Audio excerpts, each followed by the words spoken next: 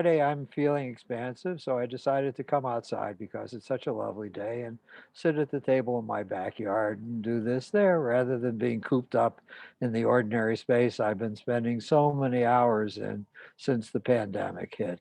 This is part of the oncoming expansiveness I hope everybody is beginning to test and to enjoy. I will do my screen sharing again.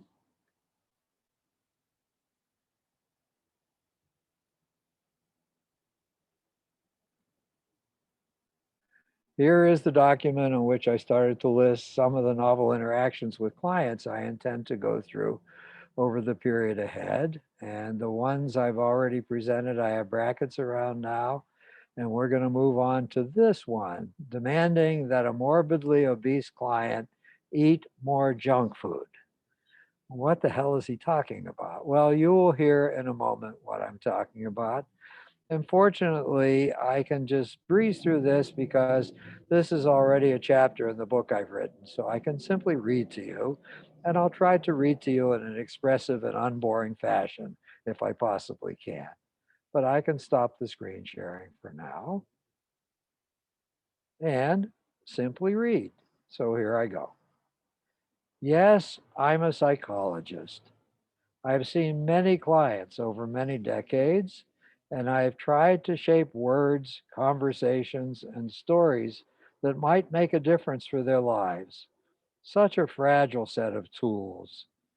And if that wasn't challenging enough, every once in a while a client shows up whose plight appears hopeless. The ordinary models of attempting helpful interventions have been tried by others, but to no avail. I'll confess that I'm often a stupid sucker when I confront such a story. I fall into the sin of hubris. I'm going to be the difference maker. I'll prove that I'm the smartest kid in the class. I'll succeed where no one else has been able to do a damn thing. Against all odds, against deep hopelessness, I'll redeem the unredeemable. So let me give an example. His wife made the initial call to me, telling me that her husband weighed almost 500 pounds.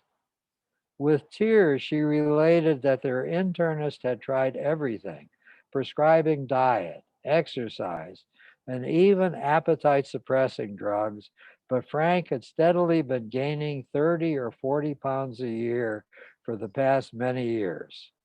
She was afraid that her husband, a man in his middle 40s, would soon be dead if something could not be done about his quote condition unquote. The internist had said that maybe only some time with a psychologist could save his life. Would I see Frank? I don't turn clients away unless I'm convinced that seeing them would be futile. I couldn't tell from the phone conversation whether or not I would arrive at the same conclusion the internist had. So I told Frank's wife I'd see him at any of the hours I had some free time available for him. I said that I was willing to meet Frank and talk with him, and then I could see if I thought I might be of any help to him. Frank waddled into my office a few days later. He was panting and sweating just from the exertion of moving 20 feet or so from my waiting room to my office. As I watched him sit down on my couch, my heart skipped a beat. I was afraid the couch would collapse under his weight. My new client's life was a mess and his body was a mess. He could not work at his trade anymore and was receiving disability payments. His wife, Sharon, had now been forced to become the prime wage earner. Frank sat most days or lay down. He read newspapers, listened to the news, and watched old movies on television. He was almost totally sedentary. He could no longer fit behind the wheel of an automobile, so he had stopped driving. He could not go to his children's school activities or after school performances and games. He had stopped going out with acquaintances. He was almost totally homebound. By the time he came to me, Frank was suffering from diabetes and the early stages of congestive heart failure. His internist was afraid of clotting in his legs and the potential for stroke. His cholesterol numbers and blood pressure were off the charts. His back and his knees hurt terribly from all the weight they were forced to carry. His liver was enlarged. Frank knew he could die. The persons closest to him, his mother, who lived across the country in New Jersey, Sharon, and his two adolescent children, all knew that he could die any moment. Yet he felt powerless to do anything. The women in his life were without any sense of how to help Frank to turn the tide of his life either. Sharon vacillated between furious nagging and detached despair. Mother only nagged and hectored, calling Frank at least once a week from the East Coast, grilling him about what he had eaten that week, and when he refused to tell her, would shriek at him that he must hate her and wanted her to die from a heart attack. Frank himself could not imagine anything that might help, although he was certainly intelligent enough to understand that diet and exercise would result in weight loss. I tried an opening move. I was hell bent on being so goddamn smart. I was going to use Zen tactics and to speak to my client in a fashion that would destabilize his expectations and force him to stop his thoughts. He was so good at frustrating everyone. He wasn't going to be able to frustrate me. Frank, I don't want to be another person like your relatives and your doctor who keep pleading with you, nagging at you, or yelling at you to lose weight. You don't need anyone else trying to persuade you to change your actions. You know what? I believe you're keeping the weight you are keeping this weight for a very good purpose, and your eating must be critically important to you. So important that you're willing to risk your life for what you're doing to sustain yourself. Frank looked at me strangely. I was right. My opening comments were entirely different than what he had been used to anticipating. For a moment, he was stuck for what he might say to me. So, how are you going to help me? His words sounded both cynical and defiant. Well, the first thing I'm going to do is to ask your wife never again to mention your eating or your weight to you. If you'd like me to call your mother too and tell her to be quiet, I'd be happy to do that for you. Your life is difficult enough. Nagging and angry and sour comments from those who are supposed to love you have not been and can't ever be helpful to you. If they shut up, that's not going to help me to lose weight. You're not listening to me. I'm not trying to get you to lose weight. No one else has managed to do that. You've been to doctors, exercise programs, nutritionists, and and have had to put up with the attempts of your family to be helpful about your weight, and none of it has had any effect whatsoever. I certainly don't want to repeat those errors with you. I think there must be something else I need to understand. But what that might be is escaping me at this moment. Let me just say to you that you have my respect and goodwill. I'll never try to nag at you or to be stupid with you. I want to apologize to you in advance, though. I may occasionally fail because I don't know you very well yet. If I'm ever clumsy or insensitive with you, would you be willing to tell me? I still don't know what you're going to do. Frank laid out the enormous, oh, I'm sorry, I skipped an extra page. Frank, I don't know what I'm going to do either, but here are some thoughts I've been thinking.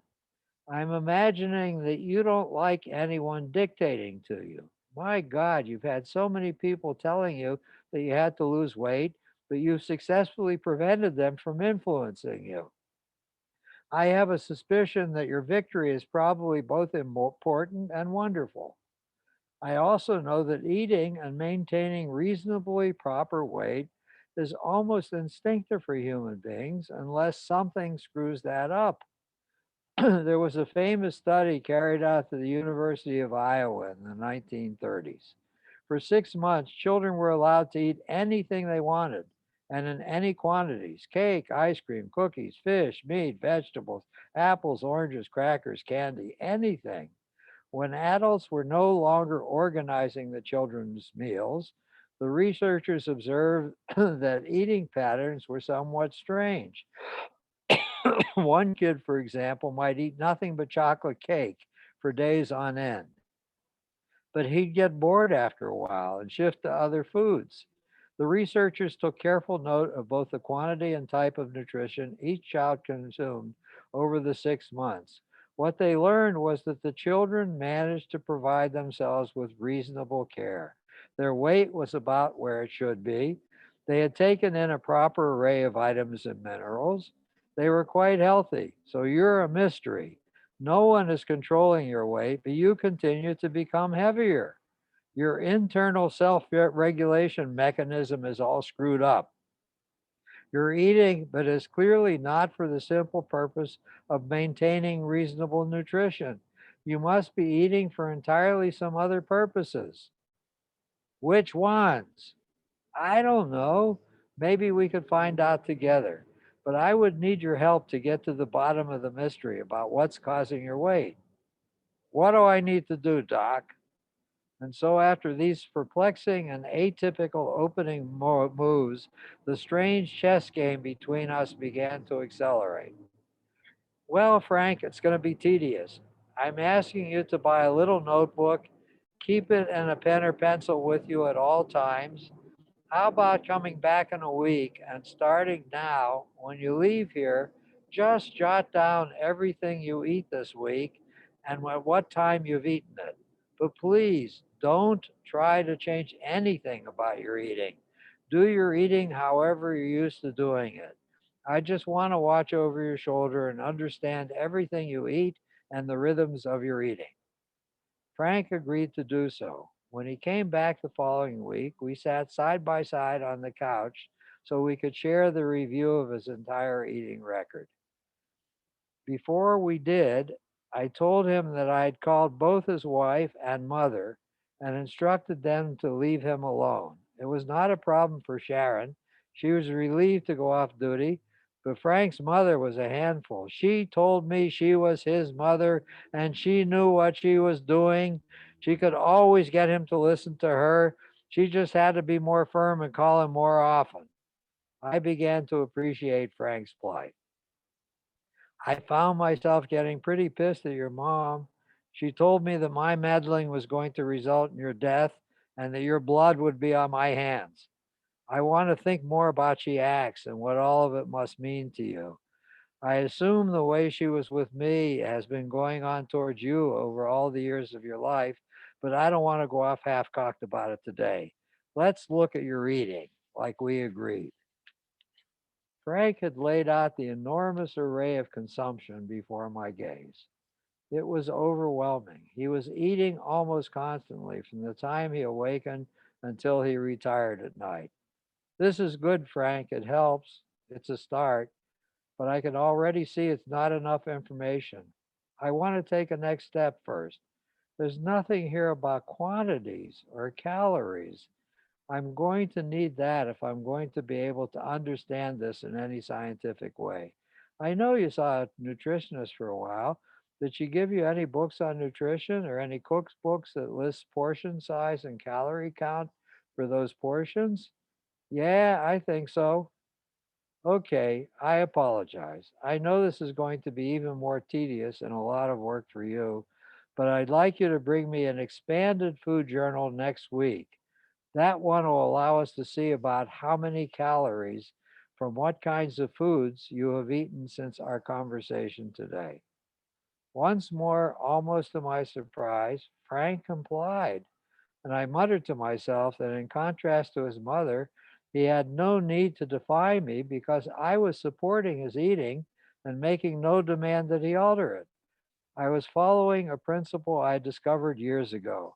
It was stupid for a psychologist to do what others had tried to do, but to no avail. I should avoid being the advocate of Frank's losing weight, going on diets, exercising, or anything else an endless cast of characters had already urged him repetitively and uselessly for several years now. What is that wonderful saying? Madness consists of doing the same thing over and over again expecting a different outcome. I was not going to fall into that fatal error. The second week's food diary was as I had asked. It revealed that Frank had eaten about 5,000 calories each day during the week. In truth, it was a dismaying, staggering document, but I had rehearsed in my mind how I would react. I was going to use a paradoxical intervention that was invented by what are called the systems theorists in my field. I was going to order him to do more of what he was already doing. Okay, Frank, I think I can see something here. You probably don't need me to tell you that most of us eat for two reasons. Of course, and above all, we need to eat to conserve health. We need to eat to maintain proper nutrition. But we like food too. Most kinds are just delicious, a wonderful pleasure to consume. I like to think of that as recreational eating, not nutritional eating, eating for pleasure and not for nutrition. I've looked at what you ate this week and it's all screwed up. You go back and forth. Look at your morning on Friday. You got up at 7 a.m. and you had a Coke. Then you ate four glazed donuts and a Mars bar. Fine, that was great recreational eating. I'm sure it made you feel really good about entering the new day. But then you broke the pattern. At 8:30 you had a bowl of prunes and a bowl of oatmeal with skim milk. For God's sake, that was nutritional eating. It was too early in the day for you to be doing that. Later you had a pint of mint chocolate ice cream and three more Mars bars. Then a bag of Fritos. You were starting to get on a roll. For some dumb reason though, you had an apple at 3:30 and then for who knows what purpose, a diet Sprite. I don't understand what you're telling me. It's simple. It's clear that you're using food to a lot to soothe yourself and to give yourself pleasure, but you're not doing it enough or in the right pattern.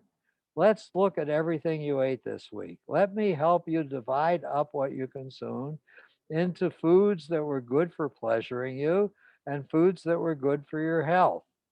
We work together to do the sorting. This week, let's begin to change. I want you to start every day with nothing but pleasure foods. Keep eating them on through the morning, on into the afternoon, and even into the evening if you need to go on doing it. Pay attention to whether or not they're still giving you a lot of good feeling.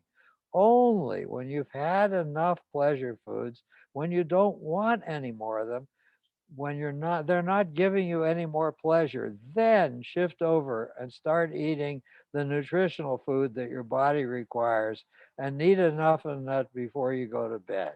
Do the same thing the next day, each day next week until you came back. I became stern and parental. This is so important. You must follow the plan exactly as I've laid it out for you. I had now positioned Frank in a fashion that could lead to change. The absolutely crazy structure I'd created with him and for him would ensure that he would experience many things. First, he would begin to experience that he was not in the grip of some mysterious compulsion, but that his eating was purposeful, planned, and to his own and in his own control. Next, I was beginning to harness and redirect his anger and his rebelliousness. I was placing him in an impossible situation. All his defiance, all his desire to frustrate all of us whom he experienced as wanting to dictate to him and to control him was being channeled into angry eating a comfort food with which he pleasured himself. Frank was a rebel without a cause, but now I was moving in on him to demand that he do even more of what he was already doing. He was trapped. If he honored my request, he would be surrendering to me. His fragile sense of self made it so hard for him to agree to surrender to anyone else's influence. That felt to Frank like an annihilation, as if he was becoming someone else's puppet. But the only way he could defy me would be to eat less junk food and to begin to lose weight. Weeks went by. Frank was becoming increasingly angry with me. He would come in and give me his food list and calorie count. He began reporting that he was losing his appetite. He couldn't consume as much recreational food as I was ordering him to eat. I would reply that I was disappointed in him and that he had to make a greater effort. Over a 3-month period, he lost 70 pounds. I don't know what you're doing to me, Doc. You're messing with my mind. But you know what? Frank was an extremely intelligent person. I believe he knew exactly what I was doing, and he feigned being hoodwinked because it allowed him a way forward without his having to acknowledge that he was now committed to honoring someone's suggestions that were leading to and were going to continue to result in weight loss. My continuing demands that Frank consume more sweets, high fat snacks, and large sodas began to pay off. In 4 months, he passed the 80-pound weight loss plateau. We had many fights over whether he did or did not have to eat more donuts, more Mars bars, more bags of potato chips. And as Frank's food habits slowly shifted, though, he himself began to say, maybe I can diet. Maybe it's really possible to lose weight permanently. He was increasingly taking ownership of his own behavior, his own life. Once again, I became contrarian. No, Frank, you need to go slow, very slow. Please keep up the consumption of comfort foods. This isn't the time to even think about cutting back. And you know as well as I do that dieting often leads to rebounds. The dieter winds up heavier than before starting the diet. Frank told me that last year he had tried to find a surgeon who would be willing to do stomach stapling for him. He had always believed that bariatric surgery would provide his magic liberation, but no responsible surgeon was willing to risk the procedure given the terrible state of his health. One day there was a message on my voicemail from Frank that he was canceling his next appointment. I called back, but it was Sharon who answered. She informed me that Frank was very excited. He at last found a surgeon in a neighboring community, willing to undertake bariatric surgery on him. Damn Frank, damn the unscrupulous surgeon. Once more, Frank was going to do it his way. I thought to myself, he had just found a way to parry my flurry of best attacks with my queens, bishops, and rooks, and he had now called check on my king with a pawn of his own. Sharon told me she was worried. To no avail had she pleaded with him not to have the procedure, but Frank was already in full tilt by the time of my call. Sharon had just dropped him off for pre surgical workup at the hospital, where the surgery would take place in the morning. She had come home to tend to the children for a while and planned on returning to the hospital to visit with Frank a few hours hence. I was worried too. Tell Frank I wish he wouldn't do that. Sharon replied, I already told him the same thing, and he said he knew what he was doing. I should leave him alone. Typical Frank. Yeah, that sounds like Frank. When is he supposed to be up and mobile again? In a week and a half. He wants to come back and see you as soon as he can get about again. Call me when the surgery's over. I'll go visit him and I'll make a place in my schedule to see him in my office when he's mobile again. Give him my best wishes. Around midnight, I received a call from Sharon. Frank had died in surgery. I still cannot believe it. I still cannot get over it. His death saddens me incredibly. I also struggle with rage and my sense of the waste of his life. In the end, he managed to escape all of us and to render all of us impotent. Maybe that's all that mattered the most to Frank. Once more, he found yet another person, me, who thought he could find a very clever way to influence Frank. Once more, he proved again, to my great chagrin, that he could see the moves I made and to make sure he could block them and defeat me. I hated having the bubble of my grandiosity burst by Frank's death, but I remind myself that each of us is given a gift of life. It is up to us to decide what use we are going to make of it, if anything. Frank had decided. He embraced sullen rebellion and sulking, if that's what he needed to do to frustrate us all, as he always had. And I remind myself that babies typically learn to use the word no, sometimes before yes is learned. Frank chose death rather than being willing to learn yes. Checkmate. Game over. Well, it's still pretty early, so I think I'm going to change this ritual.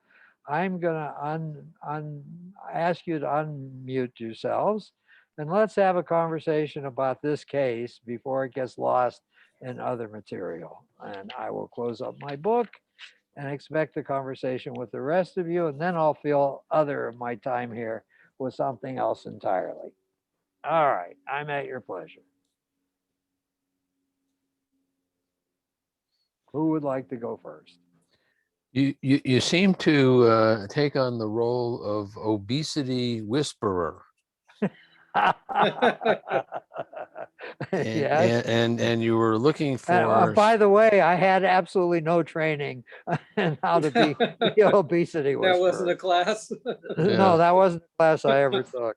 and Frank was submitting to you, and Yes. then seemed to kind of like go well, until he decided to pull back the reins and kind of Yep. like Stop listening to the whisperer, but go for his own magical solution to the problem. did, Finally, convince somebody to do the stomach stapling. did you ever think from the very beginning, Arthur, or maybe it was a thought you had, that basically Frank wanted to kill himself, and he ultimately succeeded, that the weight and the eating and the obesity and the Yes. inactiveness was just kind of Yes, I like did him? consider that. This was Okay. a slow suicide without taking responsibility for being suicidal. Yeah. Yeah. I had Yeah, I think, only, I'm sorry, go ahead, Alan. I was gonna say, I think cigarettes and eating are the only two acceptable, societally acceptable forms of slow suicide that we kind of allow people to do. No, we allow people to sign up for dangerous occupations too. Yeah. I had only two things. When I started seeing him, there were only two things I wanted to do. I wanted to talk to him in a way no one else had ever talked to him, and without nagging him. And I wanted to do what the systems theorists call jam his game, come up with something that would not allow him to go on with the interpersonal rituals he was involved in, being nagged about his weight and frustrating people not carrying out the instructions they gave him. I didn't want to fall in those traps. So whatever I designed was my attempt to interrupt the rituals he had set up with other people and to come up with something novel. And I did do those two things, and they were working. Damn it.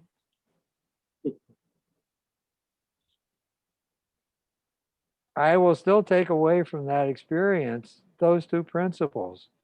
As therapists, don't do more of the same. Don't keep repeating what other people have tried, but to no avail, with the crazy belief that because you have a slightly different personality, or maybe you'll be more persuasive at doing it than the other people have been, that you're going to have a different kind of outcome. I think that's not a good road to start down. And if you can come up with something that's quite novel, that stops things for a moment. I believe in that Zen principle. In the moment where the person cannot go on repeating what they have been doing from their side over and over again, change becomes more possible because now there's chaos, unpredictability, and no rituals that can be engaged in about how the two people are going to participate with each other. I gave him a whole new set of rituals to try on. By the way, when I think back, the things I said to her are probably true. People eat for two reasons. They eat for nutrition and they eat to soothe themselves. There's recreational eating and nutritional eating. God damn it, I came up with that somehow. Well, nobody taught me that. I think As you you- jammed his game so well that he just changed the game.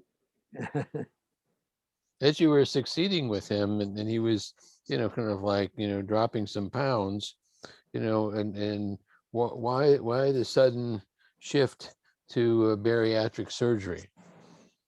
Because that's a way that somebody else would take responsible for doing something and it would magically make the problem go away. All he had to do was surrender, become unconscious, let the surgeon fix his body, and he just wouldn't be able to eat the way he did anymore. It wouldn't be anything about his decisions. That's the ultimate paradox. He was struggling to say nobody's going to tell me what to do, but he was going to surrender to a surgeon that would take the decision making about eating out of his hands. He would no longer be in charge of what he ate and didn't eat. Hmm. Life is full of those kinds of paradoxes. Mhm.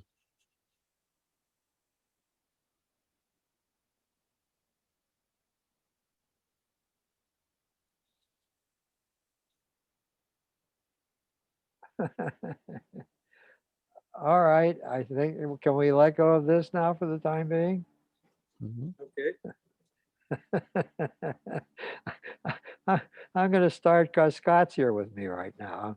I'm going to start just talking to Scott about something. It's totally irrelevant to my lectures or anything else that's been going on. This is a comment I want to make on an interaction we had yesterday. I think whoever is watching this knows that Scott and Aaron and I are 3 of the 8 members of a consultation group that we belong to and meet once a week on Thursdays and talk about everything, just like I talk about everything here. I was listening to Scott's comments yesterday, and I was feeling very moved by the wisdom and things that he was offering one of my colleagues. And then I heard him go on, I forgot in which particular direction. And I startled for a while. I said, oh my God, I've been influencing Scott, I said to myself. Oh no. So I wanted to pass that on to you. And then for you and for my listeners or viewers, whoever they are, the small number of them who stumble across this occasionally, I wanted to report an old Hungarian proverb. Be careful about sleeping with pigs too often because do you smell like? That's an old Hungarian proverb. What did I say? I don't remember the specific content. I said, oh my Damn. God. I was just listening. I said, some of that could have come out of my mouth, I was saying to myself.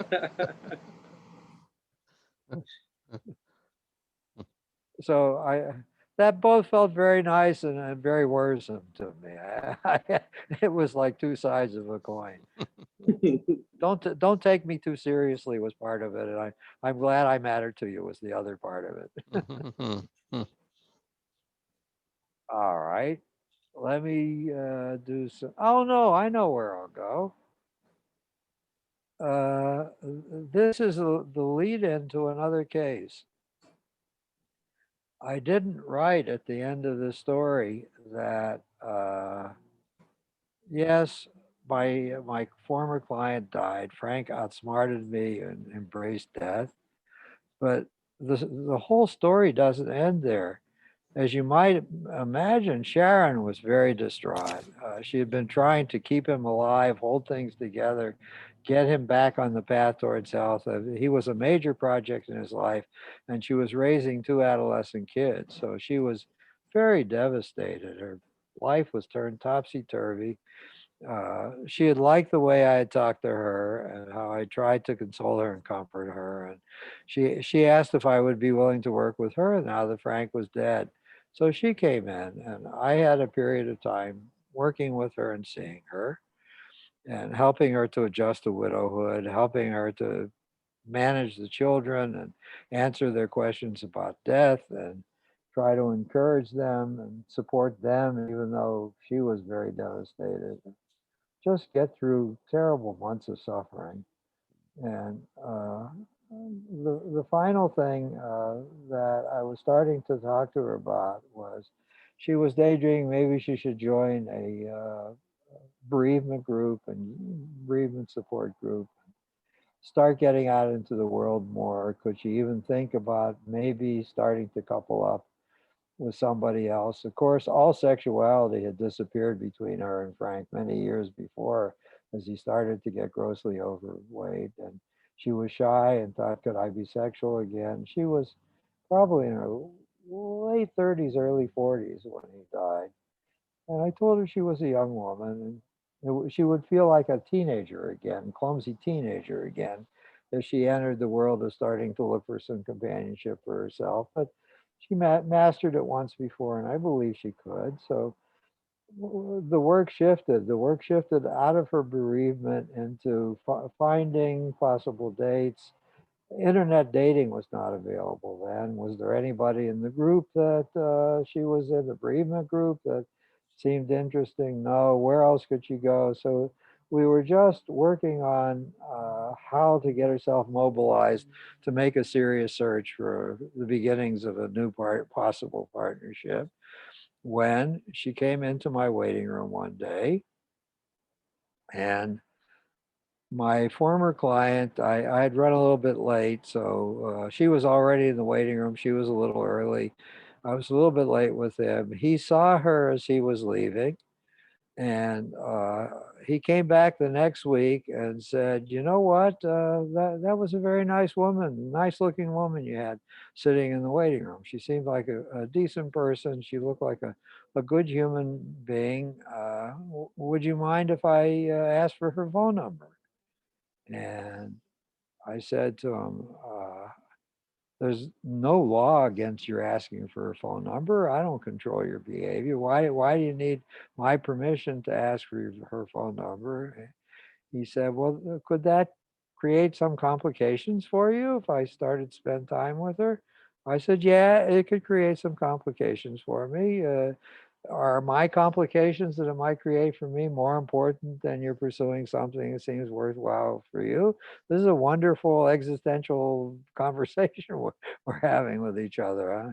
I'm simply not going to answer your question about whether you do or don't have my permission to ask her to go out.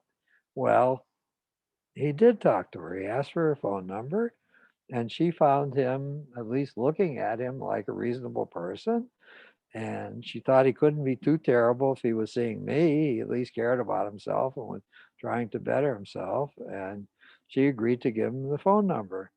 What she didn't know at that point, and I'm going to stop with that cliffhanger. What she didn't know at that point was I was seeing him currently because his wife had just died. And that became the basis for a whole new adventure. That's a whole other tale that I'm going to tell at some other point. So I'm going to stop with that one for now. I just wanted to continue with my being connected to Frank in the strange way of inheriting looking after his wife until she was lodged in a better life. So let me go back to screen sharing again and get my document back up on the screen. Screen share. Which of these wild things do I want to go to next? I have to give you an aside, both of you. My daughter is doing a dance intensive this week, and it's musical theater, and she's practicing a song for this week, and it's called Matchmaker, Matchmaker, Make Me a Match. Oh, yes, of course. That's what I wound up doing.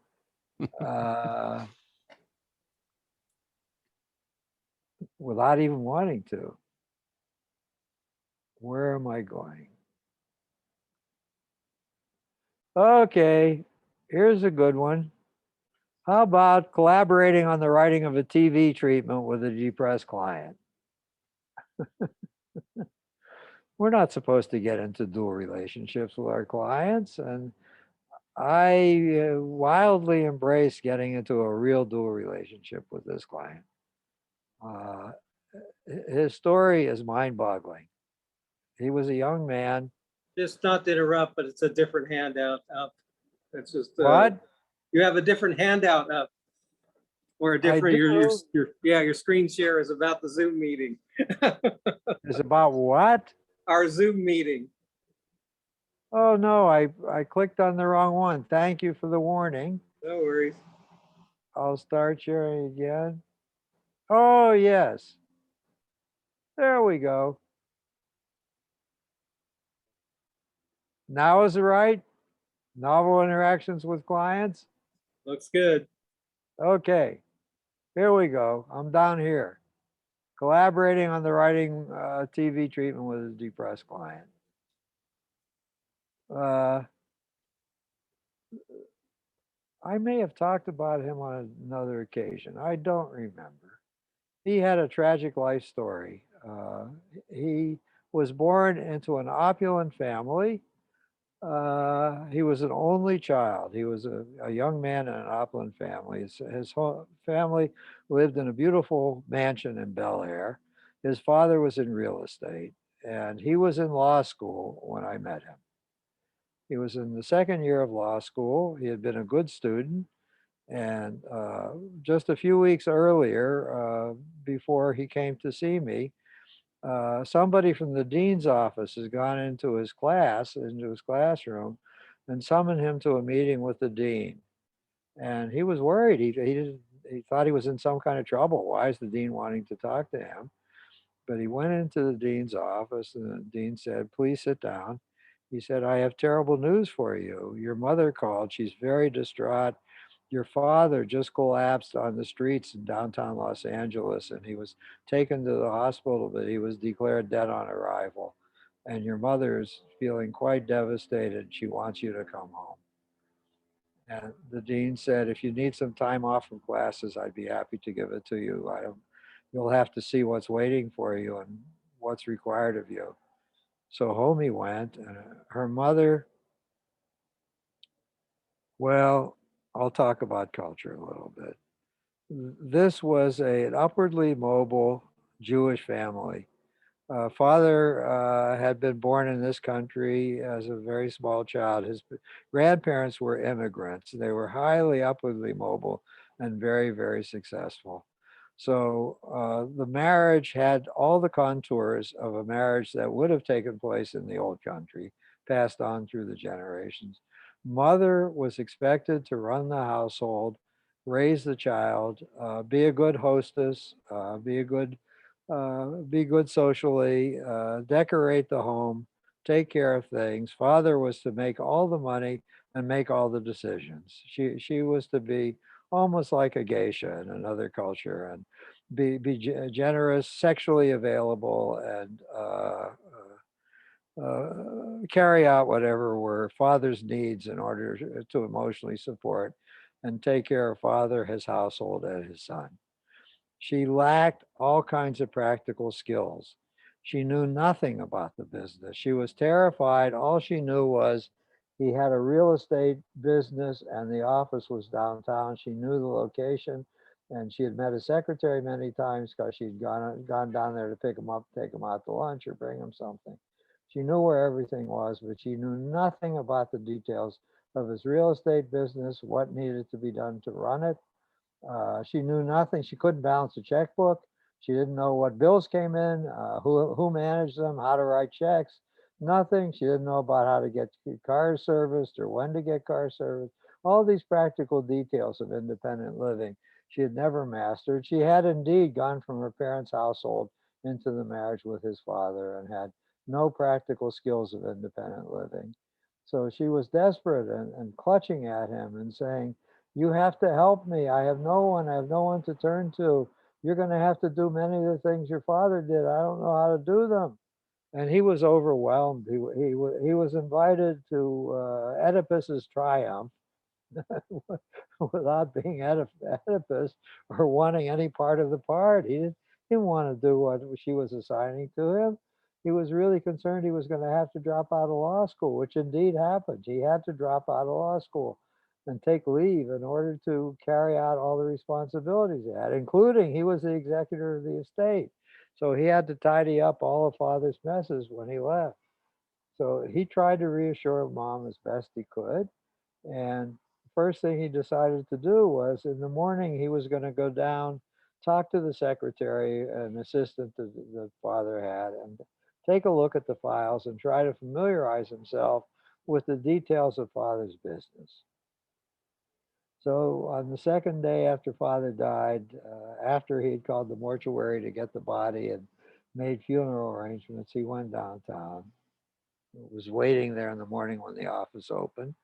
Secretary had heard that father had died already. She gave him condolences, said that your father was a very kind man. He had always been nice to me. And he said, I understand my father is quote, in real estate. Yes. Does that mean he invests in real estate? Yes, he invests in real estate. Is this residential real estate, commercial real estate, some mix of both? Yes, he does both. Does he build new properties? Is that part of what? No, he rarely builds any properties. He acquires existing properties that he thinks will result in rental income that will be very good for him. Very favorable. That he could make good money on the investment from the rents that are going to come in. That's the primary form of how he's a real estate owner. He has how many properties he have? Well, he has about 86 of them scattered around at this point. Some of them are single family residents. Some of them are small multifamily residents, duplexes and triplexes. Some of them are fairly large apartment buildings. Well, where are they located? Well, they're scattered in various places. Well, and are they in any geographical part of the city? And she said, yes, they're all in South Central Los Angeles. He said, what? She said, they're all in South Central Los Angeles. It's possible to buy real estate very cheap there. And she said, my father is a slumlord? She said, yeah, many of his tenants have called him that. He has to put up with a lot of abuse for what he's doing collecting the rents down there. And yeah, I'm not sure he's very favorably viewed upon by most of his tenants. And he said, oh my God. He said he acts like such a liberal Democrat all the time, and this is how he made his money over the years. Yes, this is how he's made his money. This is what supported you going to college and graduate school, and supports your mother and her lifestyle, and supports the house in Bel Air, and all the vacations you've taken, and all the cars you own, and all the money he contributes to charities. And he said, well, for sure, I'm going to spend the afternoon down looking at some of these properties. Where are they? In those filing cabinets. All the terms of the leases, all the signed documents are in those filing cabinets. They're by area and by address. They're listed there. So, well, I'm going to grab about 6 or 7 of these file folders. You don't mind if I take them? No, you're in charge now. You inherited this business. Take the file folders. I'm going to go visit those properties and see what I run into. And he was devastated. He saw squalor. He saw neglected, deferred maintenance. He saw rats. He saw places where the air conditioning was non-existent. He saw places where the furnaces weren't working. He saw places where the toilet was stopped up and not functioning. And he saw sullen tenants. He tried to say to them that he's sorry if their father didn't take good care of them. He was stepping in, and he was going to try and be more responsive than his father would, and they would just hoot and snicker as if he was blowing smoke up their asses, to use their expressions. And he knew he had a high mountain to climb. And then one of the addresses was a single family residence, and it was different than all the other houses on the block. It was well maintained. It was nicely landscaped. It was freshly painted. It was inviting. It looked like it was well decorated as far as he could see. He knocked on the door, and a very well dressed woman came to the door and let him in. And he introduced himself. And she said, I didn't think that this day would ever come, and I wondered what would do if this day would come someday. I certainly didn't expect it now. And he said, what day are you talking about? I said, I assume from the way you look and address that you're so-and-so's son. And he said, yes. She said, I am really frightened. Has something awful happened to him? Yes, my father died 2 days ago. And the woman starts weeping and weeping and weeping. And he said, he said to her, my father meant something to you? And she said, yes, I'm the mother of his 3 children here. I've been his second family. Every time he said he had to go to work in the evening or told his mother he was tied up for the weekend, he was here living here with me and his other children. This is his home. That's why it's such a nice home. It's his second home. And I'm like your stepmother. And of course, the young man was just overwhelmed. He didn't know what to say or what to do. I have 3 half siblings? Yes. They know that you exist. I'm sorry you never knew that I existed or that they exist. They've been asking over the years, could they ever meet you? And I told them it was impossible. I never thought this day would come, but they would be very welcoming if you would be willing to meet them. And he said, I have to get myself ready. That's a hard one, but one day I will meet them. And so he went home dizzy, shaking his head. And that's when he decided he needed to go into therapy. He had so many issues he had to confront and so many things he had to think through. The first thing he had to think through was he was now carrying 2 hideous secrets from his mother. Was he going to tell her about what a scumbag her husband had been? That was secret number one. Secret number two was going to tell her that her husband had another woman and that his father had sired 3 other children that were not her children. He had more children with somebody else than he had had with her. And I said to him, I think secrets do poisonous things in families. So I think there will come a day when it will be the time to speak about all these matters. I don't think this is the time. Your mother is dealing with the rawness of her loss. Let her begin to heal. And if we're going to continue to talk to each other, we can talk, and I'll try and help you sense when the time might be right to start opening doors that she probably wishes would be kept locked, but maybe would not be in her interest to keep locked. By the way, she's probably sacrificing her husband as some kind of saint right now. Eventually, it might be easier for her to get over her long term mourning if she began to see her husband as a totally complete human being and as partly a horrible person who was betraying her over and over again. That might be easier for her to bear the goodbye she has to say to him. But I don't know for sure. I've never met her, and it's much too early to go down those roads. So for now, I'll be happy to listen to your secret. I'll keep the secret with you, but you please don't share it with your mother or other people yet. Not just yet. And I began to work with him. And he did try as hard as he could to turn his neighborhood around.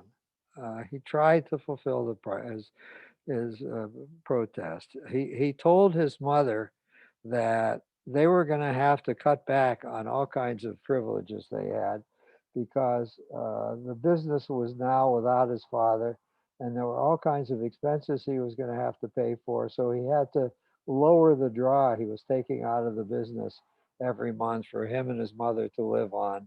And they need to live more frugally and simply. And he would help her to figure out what they could come back, cut back on because there was less money. The truth was there was not less money. He was going to start allocating more money for the benefit of the tenants than he was going to do for the benefit of the people who were suffering, for than for his own benefit rather. So off he went and started to try and make the neighborhood better. He started to repair the things that were broken. He put fresh coats of paint on it. Uh, I told you I had another client who some years earlier tried to make the neighborhood better and had done significant work in South Central. So he started pyramiding on the gains that person had made and started to become a force of goodness as best he could. He hired guards for some parts of the streets to walk the streets. He had a private militia that he was paying for. And he would go down there frequently and just hang out and build relationships with the people there. And he did meet his family. He started to visit with them. He started to socialize with them.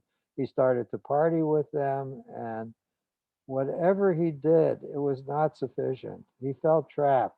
He felt like he was doing what he was doing and it was a good thing, but it was not the life he wanted. He wanted law or some other life. If only he could find something else to do. Just trying to take care of the properties and improve things was not enough. He was depressed all the time. And I said, was there anything else he enjoyed doing? So I said to he said to me, he liked writing. Uh, there was times where when he didn't think about uh, becoming a lawyer, when he thought maybe he would study acting and he would take acting classes, or maybe even he would take acting so he could learn more about screenwriting. And I said, you know what? The story of your life is intrinsically fascinating. I think it could be turned into a continuing program on television. I said, you really serious about writing? I'll tell you what, I have a friend who's a TV producer. And I'm going to take your life story, if you'll give me permission, about how you got called out of law school and you had to find out what was going on. And now you've been trying to manage. Now you've been trying to reside part of the time down in South Central and make the neighborhood better. And how frustrating it is and all the problems you run into and how you have to solve them as best you can. I think it would make a wonderful continuing show full of interesting characters. In some ways, for instance, you find your your father's black woman, you find that person he sired children by a much more vibrant, interesting, vital, and alive human being, an effective human being than your own mother. That in itself is an interesting story.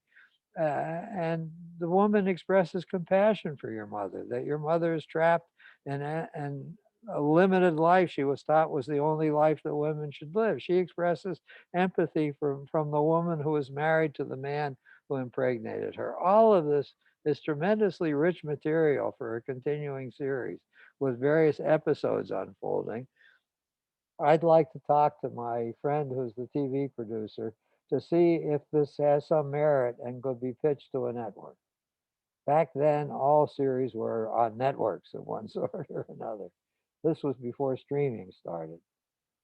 So he said, no, I have no objection to you talking about this story. I said, I'll protect your confidentiality. I won't say anything about who you are. So I told my friend, he said, yeah, that could go somewhere. He said, let me give you some sample treatments of programs that have been turned into me, and take a look at them. And why don't you write a treatment with your client and bring me the treatment, and I'll see. I'll help you edit it, and maybe I'll take it to one of the networks. So that's what he did. That's what we did. I continued to have therapy sessions, but I now added writing sessions to the therapy sessions, and we would meet as collegial writers, and I wouldn't charge him for that time. We would just write together and pigeonhole what were the best ideas, because we not only wanted to bring him a treatment, but we wanted to bring him a pilot script too, so he could see what the first script would be that would introduce everybody to these lives and this story. So it took us about 4 months to come up with both the treatment and the pilot. And I brought them to my friend, and he said, "Fine, this is interesting material. I'll take it to ABC. They owe me one, and I'm going to see what they say." So his mood brightened immensely. ABC is actually going to take a look at this. Maybe he's going to have new work to do. Maybe he's going to be the hired consultant to a program that's on television, reading the scripts and okaying them and counseling the actors and advising the directors, advising the producers. What a wonderful gig to be a consultant to the story of his own life unfolding on television. He was so alive and excited. He valued every moment he was going to South Central. He was looking for other stories and new story ideas from among the tenants who he was interacting with. And he was telling them their stories might go on television. The whole neighborhood was buzzing with energy. It was wonderful. And God damn it, ABC optioned they took an option on the program. They paid us $10,000 and they wanted changes to the pilot script. They had some suggestion of changes, some of which I didn't like. And we were getting ready to try and address their changes and make the changes to make them happier with what we were writing, or come up with arguments why the changes were not valid and they should go with the original product. But much to our dismay, one of the conditions they attached to funding the pilot and the funding of a pilot's writing, coming up with money to rewrite the pilot script, was a well-known TV writer had to be attached to the project. They wouldn't fund something that was a risk of unknowns working on it. They thought that might be a waste of money. So they hired somebody else. And he and I had to move into the background, waiting for the guy who was going to write the second draft of the pilot script to finish his work so we could look at it and comment on it. And we hated it. As far as we were concerned, he changed too many of the premises. He made it boring. He was playing it for stupid yucks and making it an awful sitcom that wasn't even funny. And we protested vigorously. And the we didn't get anywhere. My friend, the producer, said, I'm stuck. I promised them I would deliver a script from so and so, the writer, and I will try and take him some consultation. But if he wants this to be the script, I'm stuck with having to say to the network, this is what he wanted to bring to you, wanted me to bring to you. And because his name's going to be on it, and he's going to write and oversee the continuing episodes. I don't have all the power to determine what happens here. I'll say I would like them to take a chance on you and let you try to improve it. But if they say no, they will just say no. And that's what they did. They passed. They say they're not interested in this script. He asked them if they would even look at something that my client and I generated for them. No. The time had passed. They were moved on to other things. Their calendar was full now. They were not interested in exploring any future possibilities. So bang, dead. We lost, and it went into the toilet at that moment. I didn't see him for much longer. He got lost in the heaviness of the life he had, and I may have lost him because I given him a wonderful high for a period of time, much better than any psychedelic I could give him, and then it just he'd come down in the crash, and maybe he blamed me. I'm not sure why he moved on, but he did, and that was the end of my connection with him. So now I'll open up once more, and oh, I've had this on the screen all the time. That was stupid. I didn't need to do that. Stop sharing. And the floor is yours again. Another adventure in the unknown. Writing a screenplay with somebody. Yeah, we can add screenwriter to your repertoire. It was a frustrated longing of my own. I certainly fell into the trap wonderfully. Did you have any second thoughts about being in or pursuing a dual relationship? Yes, you can hear them now. That I may have damaged or taken away my possibility of continuing to be his therapist at a time when it might still have been helpful to me to go on being his therapist. I surrendered to my own delicious feelings about joining him in a wonderful enterprise.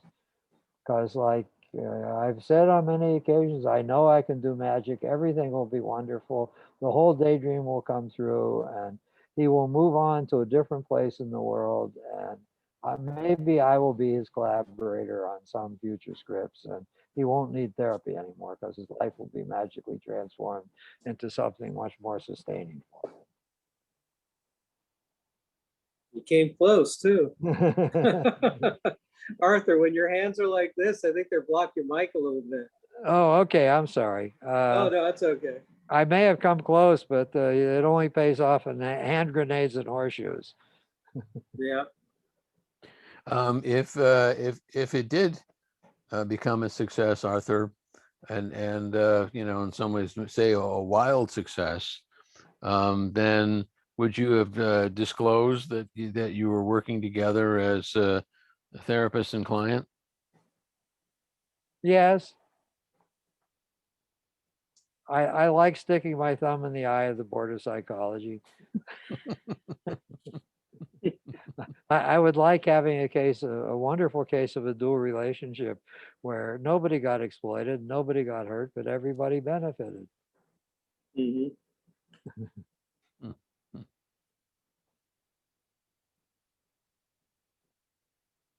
Oh, I do have one. Being a dating coach for my two clients who met each other in my waiting room. That's a kind of dual relationship too. And I will visit that before I get finished with my strange life and the multiple times I've stepped out of the narrowly defined role as what a psychotherapist does. And I've engaged in interactions with clients that deviate some good distance from what's considered the standard of care. Most of the time, there's been some kind of success, but I've now talked about 2 times. I'm not sure what I did with the client who was trapped in South Central could be called a failure. The therapy ended, but I certainly provided him a very sustaining experience of a kind he had never had in his life. Maybe that was a good enough thing unto itself. That has to do with the philosophy of what are we in the business for? Are we in the business to provide some better experiences than were experienced before? Or are we in the business of achieving life transformation so that all of life for the rest of life is lived in a richer fashion?